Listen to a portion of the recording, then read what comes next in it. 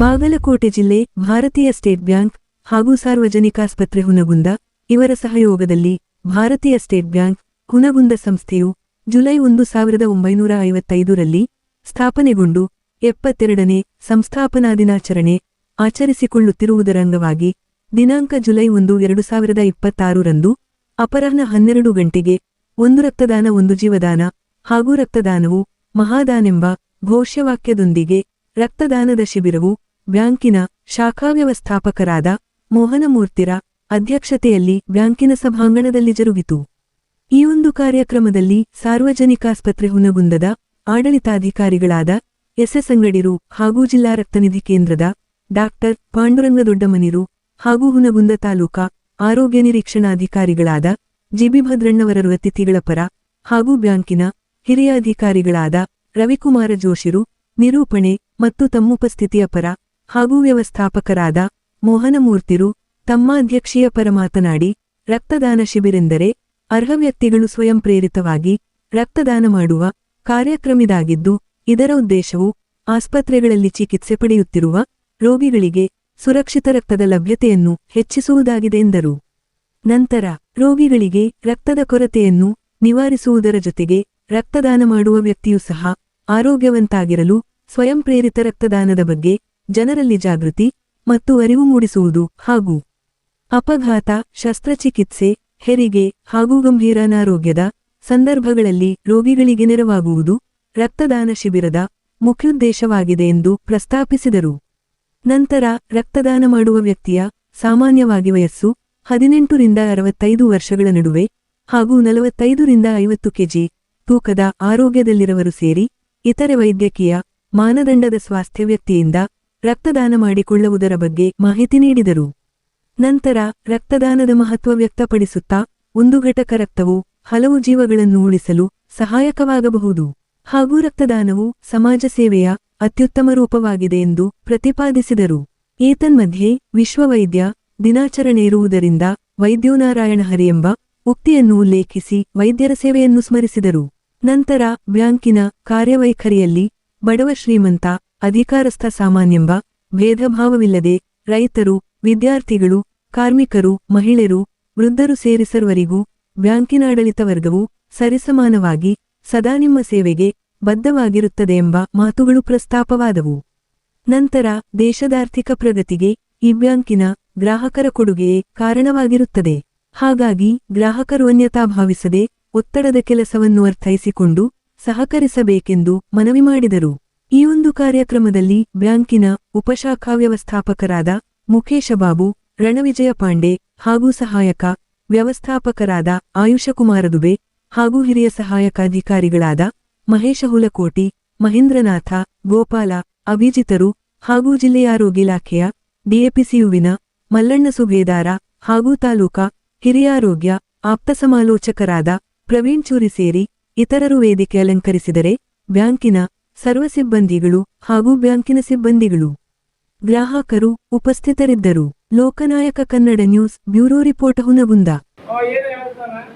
ನಾನು ವರ್ಷಕ್ಕೆ 2 ಸಲ ಕಂಪಲ್ಸರಿ ಬ್ಲಡ್ ಡೊನೇಷನ್ ಮಾಡುತ್ತೀನಿ. ನಾನು ಇವತ್ತು ಬ್ಲಡ್ ಟಟು ಹಾಕ್ಸ್ಕೊಂಡ್ರೆ 6 ತಿಂಗಳು ನಮ್ಗೆ ಪರ್ಮಿಷನ್ ಇಲ್ಲ, ಏನದಕ್ಕೆ ಬ್ಲಡ್ ಡೊನೇಟ್ ಮಾಡಕ್ಕೆ ಅವಕಾಶ ಇಲ್ಲ. ಸೊ ನಾನು ವರ್ಷಕ್ಕೆ 2 ಸಲನೂ ಮಾಡಬೇಕಾಗಿರೋದ್ರಿಂದ ನಾನು 1 ಸಲನೂ ಅರ್ಜಿ ಹಾಕ್ಸ್ಕೊಳಕ್ಕೆ ಅವಕಾಶನೇ ಇಲ್ಲ.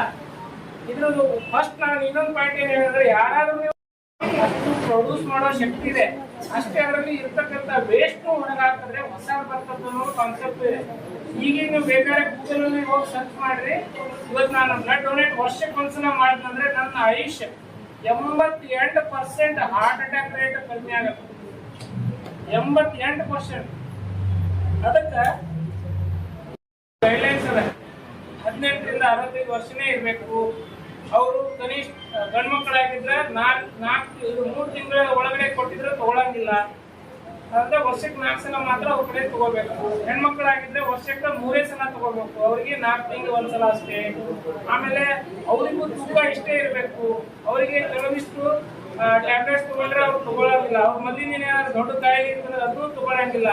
ಹೆರಿಗೆ ಗರ್ಭಿಣಿ ಇದ್ರೆ ಅದು ತಗೊಳಂಗಿಲ್ಲ. ಸೊ ಈಗ ಎದೆ ಹಾಲು ಉಣಿಸ್ತಕ್ಕಂಥ ತಾಯಿ 1 ವರ್ಷ ಮಗು ಇತ್ತಂದ್ರೆ ತಗೊಳ್ಳೋಣ. ಹಿಂಗೆ ಕೆಲವೊಂದಿಷ್ಟು ನಮ್ಮ ಗೈಡ್ಲೈನ್ಸ್ ಅದಾವೆ. BP ಇವೆಲ್ಲ 12.5 ಕೆಳಗಡೆ ಇದ್ರೆ ನಾವು ಯಾರು ರಕ್ತ ತಗೊಳ್ಳಲ್ಲ. ಇವತ್ತು ನೀವು ಬಂದಿರೋದ್ರೆ ಯಾರಾದ್ರೂ ಇದ್ರು ಅಂತ ತಿಳ್ಕೊಳ್ಳಿ, ನಮ್ಗೆ ಗೊತ್ತಾಗತ್ತೆ. ಸ್ಕ್ರೀನಿಂಗ್ ಟೆಸ್ಟ್ ಅಂತ ಮಾಡ್ತೀವಿ ನಾವು. ಅದ್ರಾಗ 12.5 ಕೆಳಗಡೆ ಇತ್ತಂದ್ರೆ ನಾವು ಯಾರಿಗೂ ರಕ್ತ ತಗೊಳ್ಳಲ್ಲ. ಸೊ ನಿಮ್ಮ ಕಡೆ ತಗೊಳ್ಬೇಕಾದ್ರೂ ಇಷ್ಟೇ ಸ್ಟ್ರಿಕ್ಟ್ ಆಗಿ ಚೆಕ್ ಮಾಡೇ ತಗೋತೀವಿ. ಅಷ್ಟೇ ನಾವು ಅದನ್ನ ಯಾರಿಗೆ ಅವಶ್ಯಕತೆ ಐತಿ ಅವರಿಗೆ ಯೂಸ್ ಮಾಡ್ತೀವಿ. ಒಂದು ನಿಮ್ಮ ದೇಹಕ್ಕೆ ಹೊಸ ರಕ್ತ ಬರ್ತದೆ, ಯಾರಿಗೆ ಅವಶ್ಯಕತೆ ಐತಿ ಅವ್ರ ಜೀವ ಉಳಿಸಿದ ದಾಢ್ಯ ಬರ್ತದೆ. ಇಲ್ಲಿ 2 ತರ ಅದಾವ. ನಮ್ಗೆ ಏನೋ ಲಾಭ ಇದ್ದಾಗ ಕೊಟ್ಟಾಗ ಬೇರೆ, ನಾನು ಏನೋ ಕೊಡ್ತಾ ಇದ್ದಾನೆ ರಕ್ತ ಕೊಡ್ತೀನಿ ಅದಕ್ಕೆ ನಮ್ಗೆ ಏನೋ ಒಂದು ಆಸೆ ಇಟ್ಕೊಂಡು ನಾವು ಕೊಡ್ತೀವಿ. ಬಟ್ ಇದು ಹಂಗಲ್ಲ, ಸ್ವಯಂ ಪ್ರೇರಿತ, ನಾನಾಗೆ ನಾನು ಜೀವ ಉಳಿಸ್ತೀನಿ ಅಂತ ಮನಸ್ಸಿನಾಗ ಇಟ್ಕೊಂಡು ಅವ್ರನ್ನ ಯಾರಿಗೆ ಕೊಟ್ಟಿನಿ ಅಂತ ನಮ್ಗೆ ಗೊತ್ತಿಲ್ಲ ಅನ್ನೋ ಒಂದು ಭಾವನೆ ಇಟ್ಕೊಂಡು ಏನ್ ಕೊಡ್ತೀವೋ ಅದಕ್ಕೆ ಸ್ವಯಂ ಪ್ರೇರಿತ ಅಂತೀವಿ.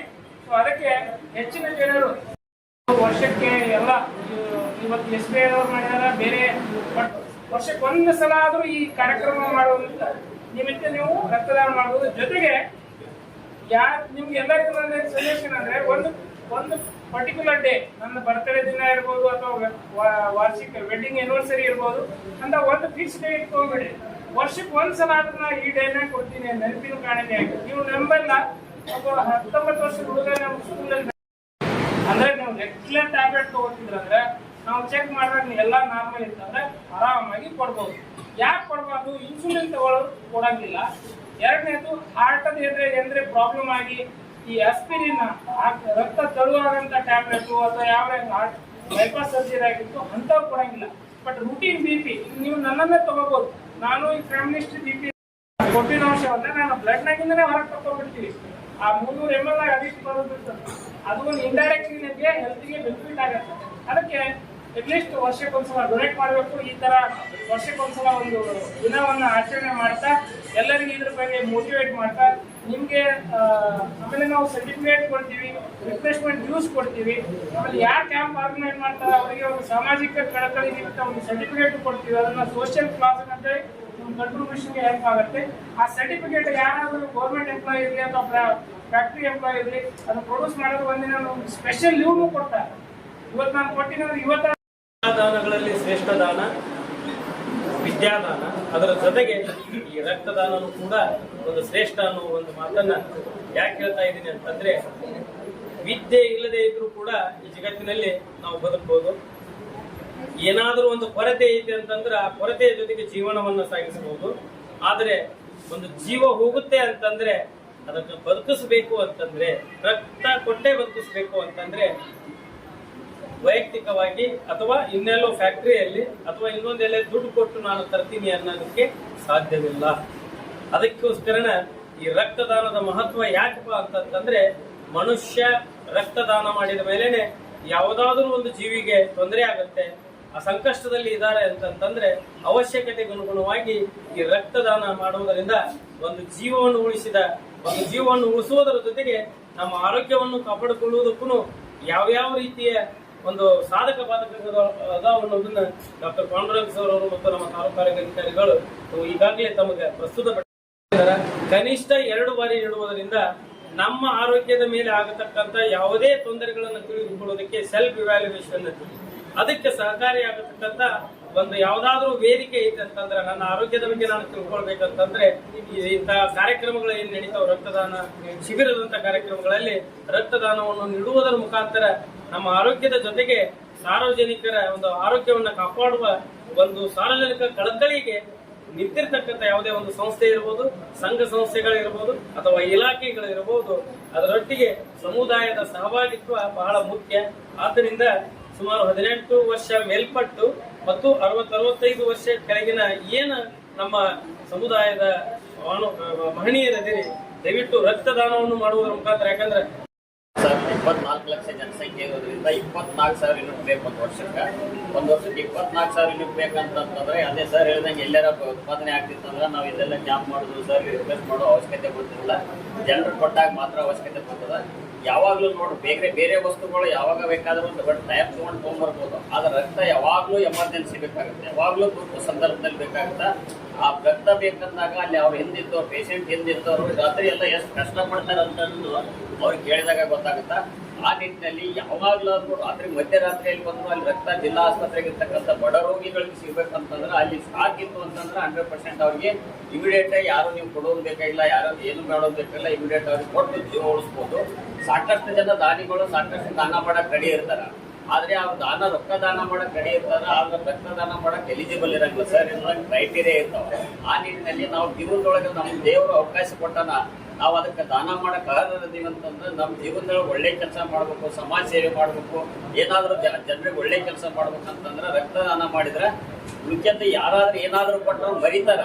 ಆ ರಕ್ತ ಕೊಟ್ಟು ಯಾರು ರಕ್ತ ತಗೊಂಡಿರ್ತಾರ ಇಡೀ ಜೀವನ ಪರ್ಯಂತ ನಮ್ಗೆ ನೆನೆಸ್ತಾರ ಮಾಡ್ಯಾರಂತಂದ್ರೆ ಅವ್ರಿಗೆ ನಮ್ಮ ಕಾರ್ಯಾಲಯದ ಪರವಾಗಿ ಹೃತ್ಪೂರ್ವಕ ಅಭಿನಂದನೆಗಳ ಸಲ್ಲಿಸ್ತಾ, ನಮ್ಮನ್ನು ಕೂಡ ಒಳ್ಳೇದು ಸಮಾಜ ಸೇವೆ ಮಾಡ್ಬೇಕು, ಒಳ್ಳೇದು ಮಾಡ್ಬೇಕಂದ್ರೆ ರಕ್ತದಾನ ಮಾಡಿದ್ರೆ ಮಾತ್ರ ನಮ್ಮ ಜೀವನ ಸಾರ್ಥಕ ಆಗ್ತಾ.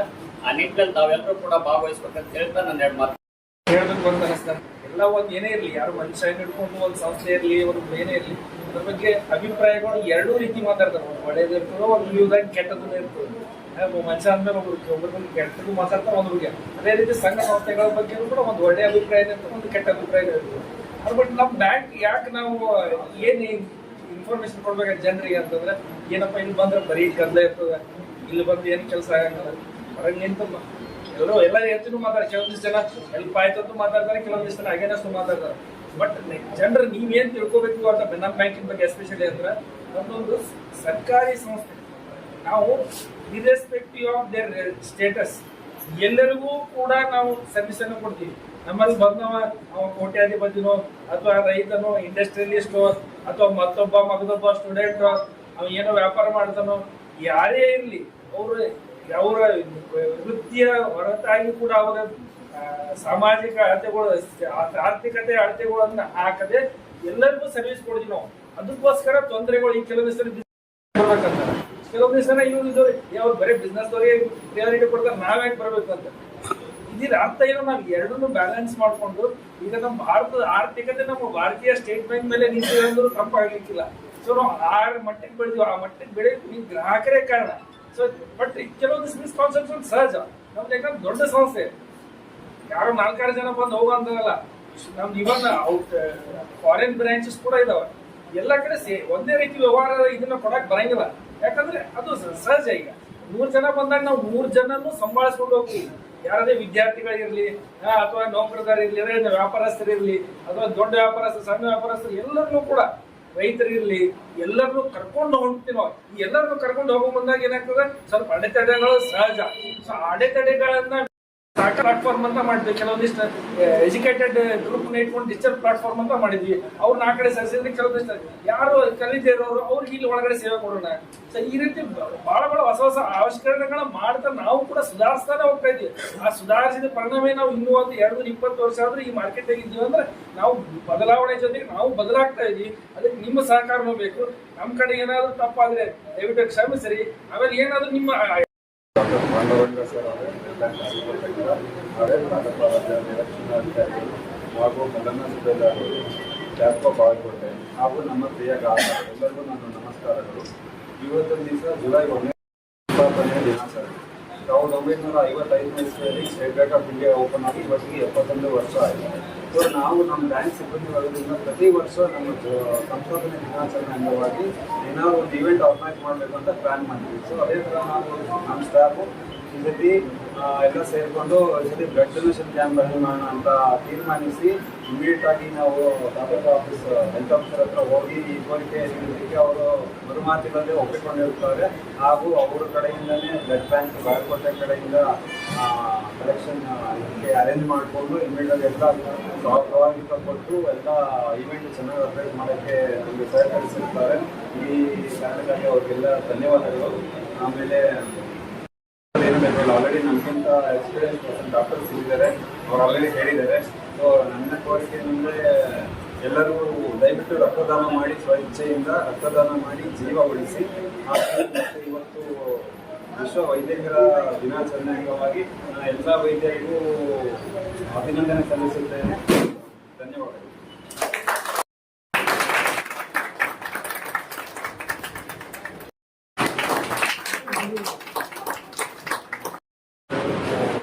ವೇದಿಕೆ ಕಾರ್ಯಕ್ರಮ ಮಾಡೋದೇ ಸ್ವಲ್ಪ ಕಡಿಮೆ ಅಂದರೆ ನಾವು ನಮ್ಮ ವೃತ್ತಿ ಕೆಲಸದಲ್ಲಿ ಅದ್ರಾಗ ಒಂದು ಸಣ್ಣದು ಬಂದಿದ್ದು ಏನಂದ್ರೆ ಪತ್ರಕರ್ತ ಮಿತ್ರರೊಂದರಿಗೂ ಸ್ವಾಗತ ಬಯಸ್ತೀನಿ. ಕ್ಷಮೆ ಯಾಚಿಸ್ತೀನಿ ನಾನು ಹೇಳಿದ್ದಕ್ಕೆ. ಯಾಕಂದ್ರೆ ನಮ್ಮ ಇಂಥ ಕಾರ್ಯಕ್ರಮ ಮಾಡಿ ಉಳಿಯಿರಂಗಿಲ್ಲ, ಏನು ಮಾಡ್ಬೇಕು, ಯಾವ ಸ್ಟಾರ್ಟ್ ಯಾವ ಫಸ್ಟ್ ಅಂತ ಗೊತ್ತಾಗಿಲ್ಲ. ಅದಕ್ಕೆ ಅವ್ರನ್ನೂ ಕೂಡ ಈಗ ಈ ಕಾರ್ಯಕ್ರಮಕ್ಕೆ ಸ್ವಾಗತ ಬಯಸ್ತೀನಿ. ಕ್ಷಮೆ ಇರಲಿ. ಅದೇ ರೀತಿ ಇನ್ನೊಬ್ಬರು ಅಂತ ನಮ್ಮ ಜೀವಿತದ್ರೂ ಸ್ವಲ್ಪ ಮಹತ್ವ ಆರೋಗ್ಯ ರಕ್ಷಣೆ ಅವರು ಕೂಡ ಎರಡು ಅವರು ಒಬ್ಬ ಶ್ರೇಷ್ಠ ಫುಟ್ಬಾಲ್ ಪ್ಲೇಯರ್ ಆಗಿ ಎಷ್ಟು ಗಟ್ಟಿ ಇದ್ರು ಎಷ್ಟು ಓಡಾಡ್ತಾರಂದ್ರೆ ಹೈಯೆಸ್ಟ್ ಬಾಡಿಗೆ ಎಕ್ಸರ್ಸೈಸ್ ಕೂಡ ಈ ಫುಟ್ಬಾಲ್ ಪ್ಲೇಯರ್ನಿಂದ ಶ್ರೇಷ್ಠ ಅವರಿಗೆ ಬ್ಯಾಂಕಿನ ಪರವಾಗಿ ಧನ್ಯವಾದಗಳನ್ನು ಸಲ್ಲಿಸ್ತಾ ಇದ್ದೇನೆ. ಅದೇ ರೀತಿ ಇರ್ತದೆ, ಸೊ ದಯವಿಟ್ಟು ಯಾರು ಮ್ಯಾಕ್ಸಿಮಮ್ ನಿಮ್ಮನ್ನು ಕರ್ಕೊಂಡು ಬರ್ರಿ. ಸರ್